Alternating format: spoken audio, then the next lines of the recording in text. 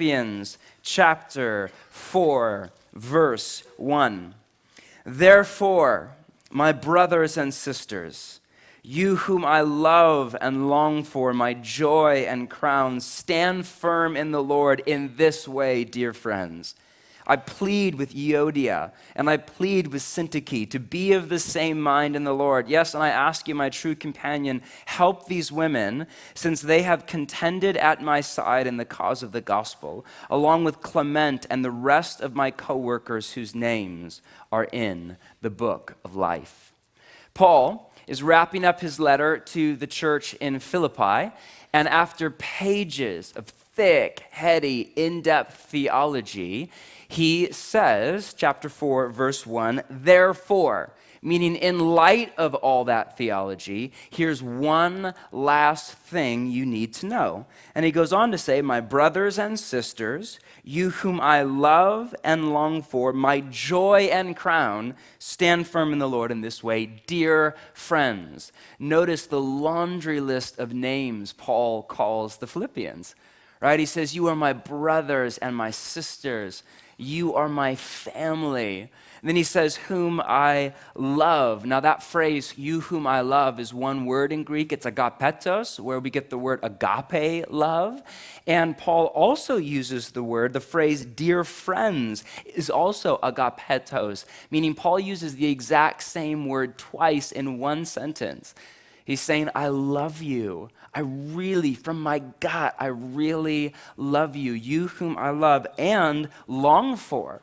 I'm hundreds of miles away, in prison, in chains, and I'm homesick, right? I'm craving FaceTime with you, long for my joy. You know those people who walk into the room and flood your heart with joy just by being alive? Or that person? There's not very many, right? And Paul says, you are my joy and crown. The word crown is Stephanos in Greek, and it was a word used for athletes in the Olympic Games when the winner of a race or a competition would walk up in front of Caesar, in front of tens of thousands of screaming fans in the Colosseum. Caesar would put a Stephanos or a crown on the athlete's head. The closest thing we have in the modern world is the Olympic gold medal, right? Think back to a few weeks ago in the summer. You know the moment when Michael Phelps or whoever is up on the Olympic block at the awards ceremony and they put a gold medal around his neck and the national anthem starts to play and the flag starts to go up and your heart swells up with joy, and he kisses the gold medal, right? Think of that moment. Paul says, listen, I've got you hanging around my neck. You are my gold medal. You are my crown. I get that because it's the exact same way I feel about you, right? I love you guys so much to pieces. It's been an amazing week praying with you in circles of 3, 4, 5 people early in the morning and late at night and watching your heart for God at work. And man, gosh, it's worth all of the late nights and all of the early mornings. And that's what Paul is saying. You are my reward. In the same way that, you parents, what's your reward for raising your children? A bunch of you keep asking, I don't know. Your reward, that was awesome. And that's at the 8, the godliest gathering, right? Who knows what the 10 a.m. is going to say, right? Oh my goodness, your reward, to answer the question for you, your reward for raising your children well is your children. My reward for raising Jude and Moses and Sunday to walk with and love the living God is Jude and Moses and Sunday. 20, 30 years from now, in love with God, the men and women God intended my children to be. That is my reward, and it's worth all the blood, sweat, and tears. In the same way, Paul says, yes, it's hard work leading the church, and I'm in prison, and I'm beat up, and I'm suffering for the gospel, but you are my Stephanos. You are my crown. You are worth all the suffering because I see God at work in and through you. And then to his brothers and his sisters and his crown, Paul says, one last thing, stand firm in the Lord. Now that phrase, stand firm, circles back to the apodesis in chapter 1. Think back to chapter 1. Philippians is written in the template of Greco-Roman rhetoric. And in rhetoric, the apodesis is the thesis in today's language, or the central point Paul is driving home. And the apodesis is found in chapter 1, verse 27. Paul says, quote, live as citizens of the gospel of the King. Then, whether I come and see you or only hear about you in my absence, meaning if I get out of prison alive and come and see you, or if I die here, right? Either way, I will know that you stand firm in the one Spirit, striving together as what? Wake up, 8 a.m. Striving together as one for the faith of the gospel. And at the end of the letter, Paul circles back and says one last time, stand firm. Now that phrase is a military metaphor of soldiers in a Roman army, shoulder to shoulder in battle, right? And he's saying, listen, stand firm, dig your heels into the soil, don't retreat, don't flinch, but stand firm. Now the problem with that phrase is it's ambiguous at best. Right, it's a pep talk, stand firm. And it's great, but the question is, what does that actually mean in day-to-day life? What does that actually mean when you wake up tomorrow morning and go to work? Stand firm, Joel. What does that actually mean? And what Paul does from here to the end of the letter is he lays out a laundry list of random one-off examples of what stand firm looks like. He says in 2, be of the same mind. He says in 4, rejoice in the Lord always. He says in 5, let your gentleness be evident to all. In 6, do not be anxious about anything. In 8, whatever is noble, right, pure, think about such things, on and on to the end of the letter. Chapter 4 is not a sequence of thought. It's a shotgun blast all over the place. And the common denominator is Paul is saying, listen, here's what it looks like in the humdrum of ordinary life to stand firm and live as citizens of the gospel of the King, because we are a colony of heaven. Here's what all of that actually looks like when the rubber meets the road. Now, for today, let's unpack the first example. Look down at your Bibles, 2. Paul goes on to say, I plead with Euodia and I plead with Syntyche to be of the same mind in the Lord. There are 2 women in the church who are at odds with each other. That would never happen today. Now, the women are named after the gods of luck and success in the Greco-Roman pantheon. Euodia's name means lucky, and Syntyche means success, and lucky and success do not get along, right? The 2 women are at each other's throats. We don't know the disagreement. We don't know the nature of the disagreement, but the odds are that the 2 women were leaders in the church, and that the disagreement between lucky and success is causing a ripple effect, is causing factions in the church, and that's why Paul is harping on unity all through the letter. And for that reason, Paul calls the 2 women out in front of the whole church. Keep in mind that Philippians was a letter, right? And it would have been read out loud in front of the whole church in one sitting.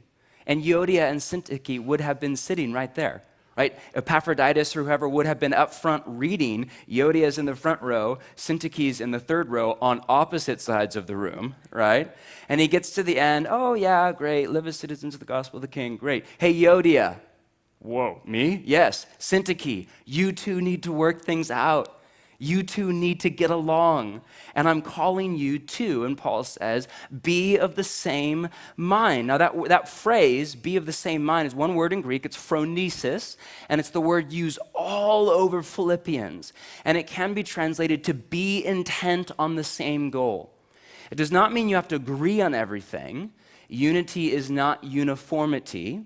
You may disagree on how to get there, but Paul's saying you need to be intent on the same goal. In the same way that if you and I were to take a trip to Bend or Central Oregon, you and I may disagree on how to get there. You may think the best way is to go over Mount Hood. I may think, no way, Santiam Pass is hands down, I think, one of the most beautiful places in Oregon. You hit Sister's Coffee on the way into Bend. I mean, that's the way, right? And we all know I'm right. But it's either Gresham or Santiam Pass. I mean, come on, people, right? That was really mean. I'm sorry. And you and I may disagree, and we may go separate ways, but we both end up in Bend. We're both on the way to the exact same place. So Paul's saying, listen, you may disagree about the details, about the map on how to get there, but you need to be intent on the same goal. You need to be the same mind, and he says, in the Lord, meaning you need to both stay focused on the Lord, on the gospel, on the kingdom, and on the church. That means the question is not what's best for me. Yodia, the question is not what's best for you. John Mark, the question is not what's best for you, but what is best for the Lord? What is best for the gospel? What is best for the kingdom of God in your city and through your church? That is the question. And I'm calling you, Paul says, to be phronesis, to be of the same mind, to be intent on the same goal in the Lord. And then he goes on and says, yes, and I ask you, my true companion, help these women. Paul calls in a third party, a mediator. He's a realist.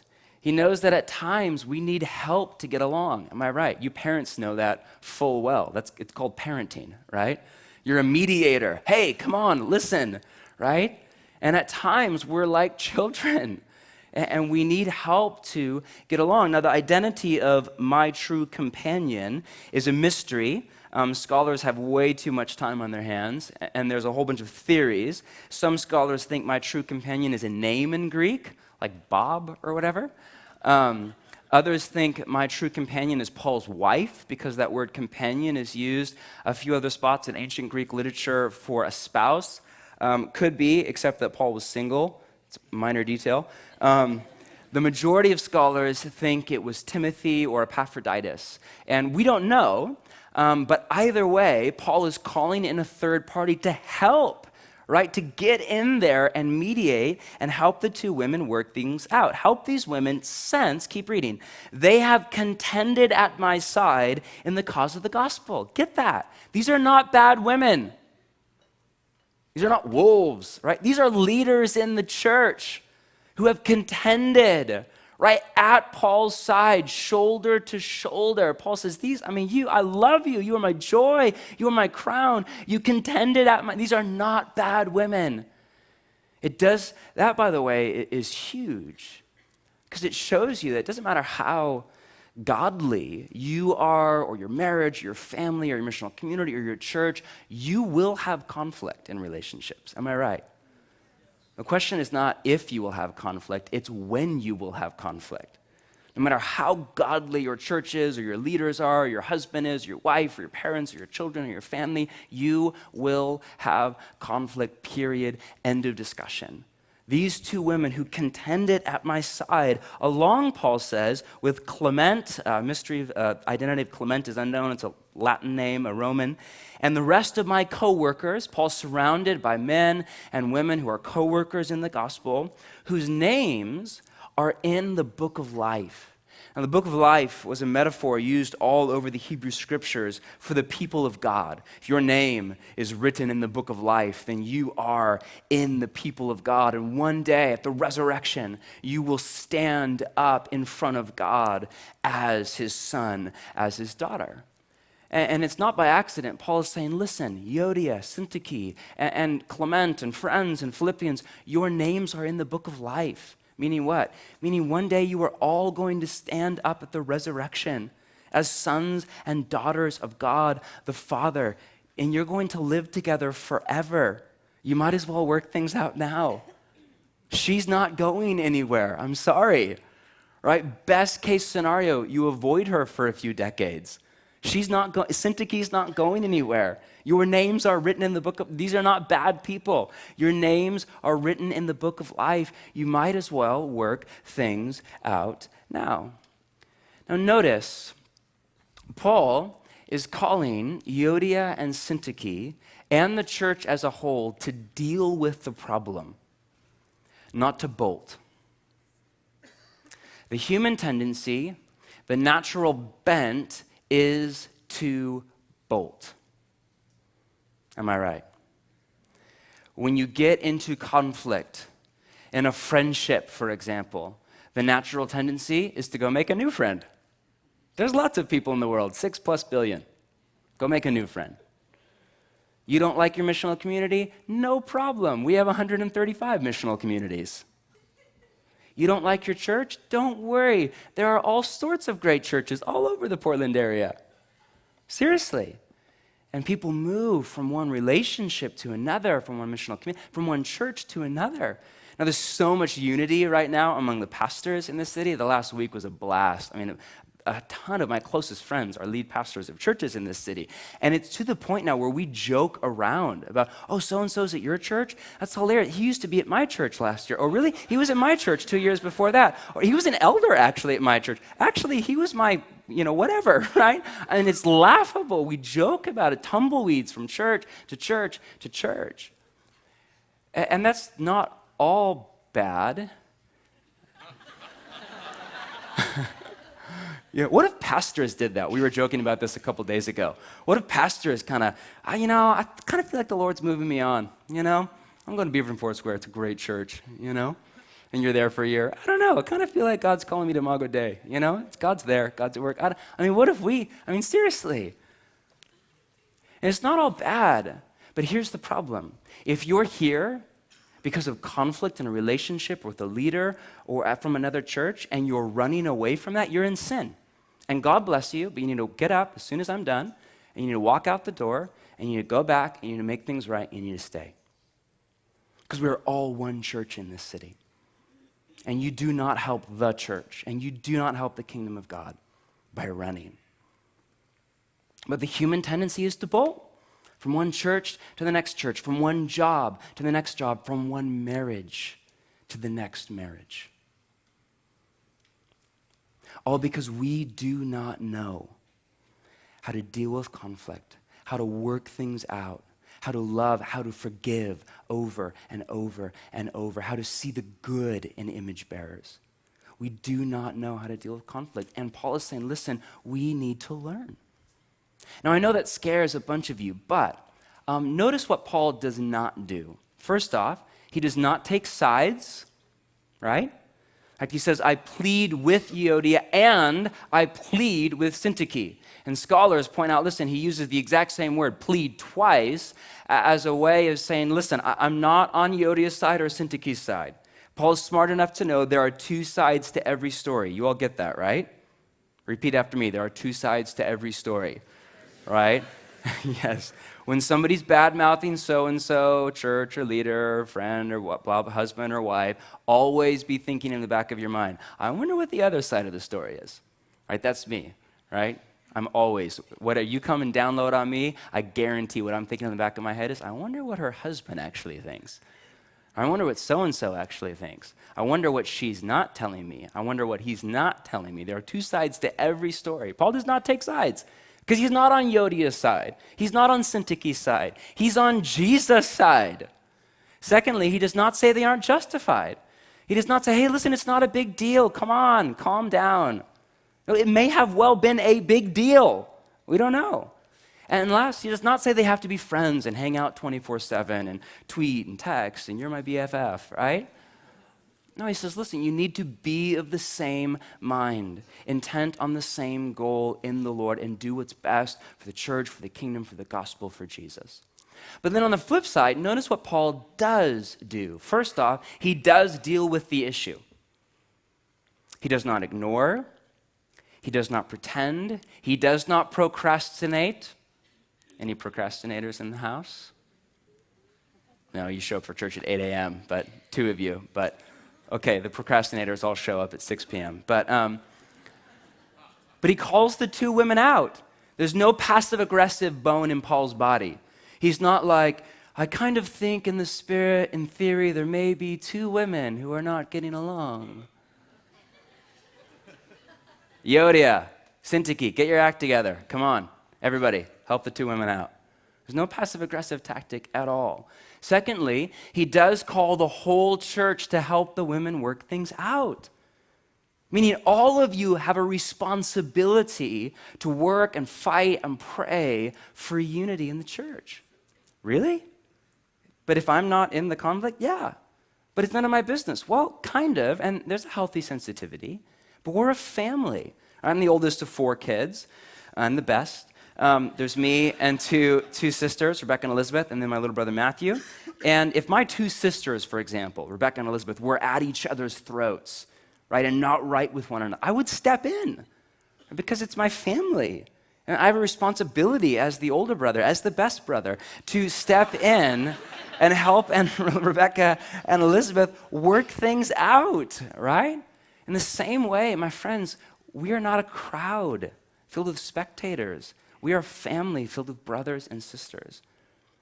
And we have a responsibility to help one another work things out because nobody's perfect. No leader, it does not matter. He contended at my side. Great. But nobody's perfect. And we all fall in rough patches. And we all kind of don't always see eye to eye. We have a responsibility to help one another. And then last, he does call the women to see the issue and listen through the lens of the gospel. That right there is the crux of the issue.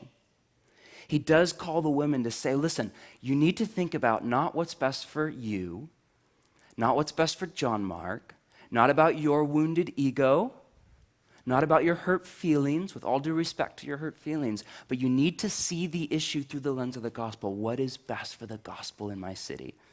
What is best for the kingdom of God? What is best for this church, for this community, for this family, for my children?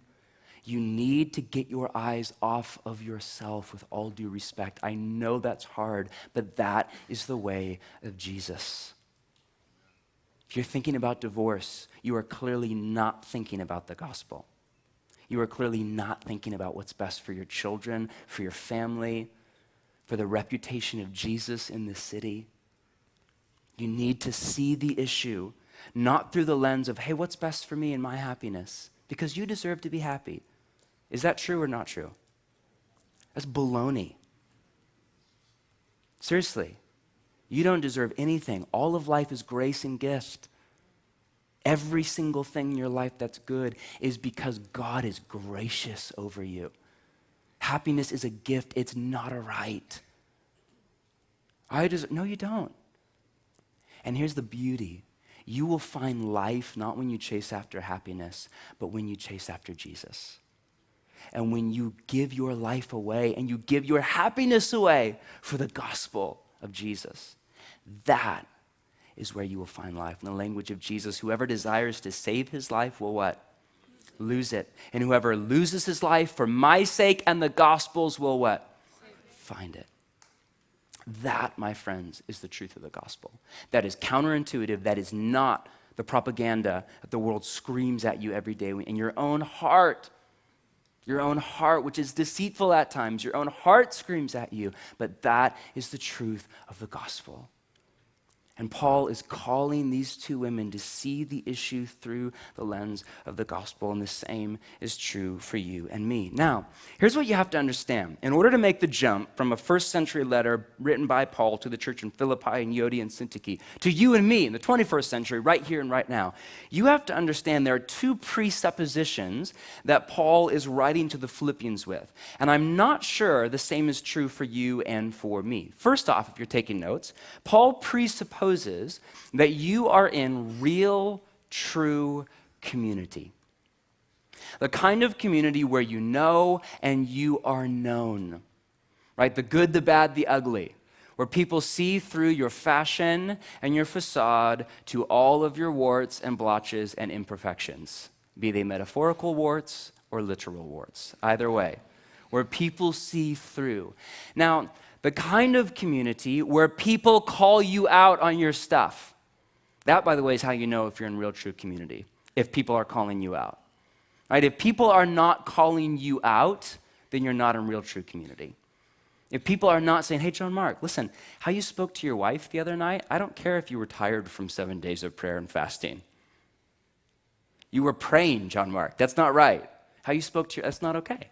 And if people are not calling you out, if people do not see the good in you and the bad and the ugly in you, then you're not in real true community. You have friends, absolutely. And you're social, well done. But you're not in real true community. Now around here, for the most part, that does not happen in a weekend gathering. There are a lot of people around you right now. That happens in missional communities. That happens in living rooms and on the streets and in coffee shops and in working for justice in the city. And that happens when you're shoulder to shoulder, not with 1,000 people, but with 5 or 10 or 20 or 30. That happens when you're in real, true relationships. I lived for years without that. As a pastor in a church with dozens of friends, I lived in hiding for years. It's really easy to have lots of friends and not come out of hiding. It's really easy to be social and not be known. In fact, some of the most shallow people I know are hypersocial extroverts. 1 billion friends, a mile wide and an inch deep. No real, true community. I lived for years with that. And now that I have that in my missional community, now that I have that, oh my gosh, there's no going back. It is life altering. And you were created for that, to live in real, true community. Paul presupposes that you're in real, true community. And secondly, he presupposes that your community is a living display of the gospel. Now, please listen. This whole thing is about the gospel of Jesus. This is not self-help advice for your friendships. This whole thing is about the gospel of Jesus. You need to get that because it's easy to read, hey, I implore, I plead with you, Euodia and Syntyche. And, it's easy to read that as watered down, cheap sentimentalism that says, in essence, can't we all get along and sing kumbaya, right? That's not what Paul is getting at. This whole thing is about the gospel. Paul is saying, listen, yes, you need to get along and you need to work things out so that the world that is watching you, and you know that, right? The second somebody knows you're a follower of Jesus at work or in your neighborhood, in your school, all eyes are on you, waiting for you to drop the ball. And the bar goes up. That's not fair. Well, it kind of is. In theory, you are people that are filled with the Spirit of the living God. You should live different. Am I right? That's basic mathematics. If the Spirit of the God that spoke the universe into existence flooded your life when you were baptized or whatever years ago, and you are now a new creation, a son, a daughter of God, empowered by the Spirit of God, and absolutely remade from the inside out, you should live a tad different than the people around you. Am I right? All eyes are on you, the bar is up, and that is 110% spot on. And you and I need to get along and stay on the same page so that the watching world can look in at your community and see, oh, okay, that's what the gospel looks like. Okay, now I get it. One of the authors who shaped my thinking years ago was a missiologist by the name of Leslie Newbegin. And he was a Brit. He was a missionary from the UK to India, left the UK in 1936, was in India for decades in a pluralist society. Anybody been to India? Beautiful country, colors, vivid and crazy, full-on pluralistic or polytheistic, whatever, society. And after decades in India, he returned to the West in, I think, 1976. A crazy story, he and his wife on overland buses with 2 suitcases. True story. Crazy, amazing man. Returned to the UK, and he was shocked by how much the West had changed in between the 30s and the 70s. In the wake of World War II and the revolution of the 60s, he was shocked to learn that the West was no longer a quote-unquote Christian society, whatever the heck that means, but it's a pluralistic society, meaning the majority of people no longer believe in one God as Jesus. And he was the first thinker to really point out the obvious that, listen, we need to wake up in the West, we need to wake up in Portland, Oregon, for example, and think about the gospel in the exact same way you would wake up if you were a missionary in Calcutta, India, because there's not really that much difference. We now live in a pluralistic society, right? People all the time, well, I believe in God. My question is, well, which one? Seriously, what do you mean by God? I'm spiritual, fabulous. With what spirit? We're in a pluralist society. And he wrote a book called The Gospel in a Pluralist Society. Brilliant read if you have time. And in it, there's a beautiful chapter about what he calls a gospel hermeneutic. And he talks about how a community, how a real, true community, how a church, how a family of brothers and sisters, when it's done right, is a gospel hermeneutic. Meaning, people look in at your community, at how you do life together, at how you love one another, how you serve one another, how you forgive one another when you sin, right? How you carry one another's burdens in the language of the New Testament. And people look in at a real, true community and say, okay, that's what the gospel means. Okay, now I understand. Okay, okay, I get it. Now Jesus is Lord. What does that mean? Oh, look at how those two love each other. Okay, that makes sense. Okay, Jesus is the King of the world. What does that mean? I don't really know. It's a pluralist society. Well, look at how those three people love and forgive and serve and do life. Okay, now I get it. It's a gospel hermeneutic. A few days ago, my wife was in an amazing conversation with a neighbor a few houses down who is delightful. She's a Buddhist and very kind of steeped in that from birth. She's from Thailand. And they had an amazing conversation about the gospel of Jesus. And it all started because our house was kind of crazy that day. I'm a part of an amazing missional community. It's my family. And one of the guys in my missional community is a single dad with several kids, dependent kids. And we take care of his kids a few days a week because we're his family. We pitch in, we do that. And the day that she was over at our house, it was crazy. It was our 3 kids and 3 more kids and her 2 kids, right? And our house is not that large, right? And it was mayhem, right? And all week long, she just had a baby a few weeks ago. Our missional community's been bringing her family meals. And she was asking my wife's amazing if you know her. She's way better than I am. And anybody who knows me doesn't argue with that. And she was asking my wife, why do you do this? Why are you serving me? Why do you take care of each other's children? Why do you pitch in? I mean, it's insane. Like, why? And why are you filled with so much love? She said, I see a light in your eyes. Why? I mean, it's a true story. It's like what you read about, right? This is in my living room. Why are you filled with so much love? And Tammy, well, we follow Jesus. And that leads right into an amazing conversation about the gospel of Jesus that ends with her saying, gosh, I want that. I want to be a part of that. That, my friends, is a gospel hermeneutic. Now, it's easy to brag on my wife, right? I could tell you success stories. I could also tell you failure stories about my family, my missional community. But that is a glimpse, I think, of what it looks like to live in real, true community, to do life, to care for one another in such a way that people look in at you. And you're not perfect, but you are authentic. And see the gospel in action and think, okay, that is what the gospel of Jesus means. Because your community is a living display of the gospel. Now to end, go ahead and let's wrap up with a few questions. Go ahead, clear off your lap, put away your Bible and your notes, take a deep breath, clear your head. Here's a few questions to think and pray on. First off, is there a Euodia in your life? Or a Syntyche? Is there somebody that you're at odds with, that you're not in harmony, you're not in sync with? You need to be of the same mind. So somebody need to go and make things right. You need to ask for forgiveness because there are 2 sides to every story. Don't buy into the innocent victim mentality. There is truth to that, but not always. Is there somebody in your life you need to make things right with?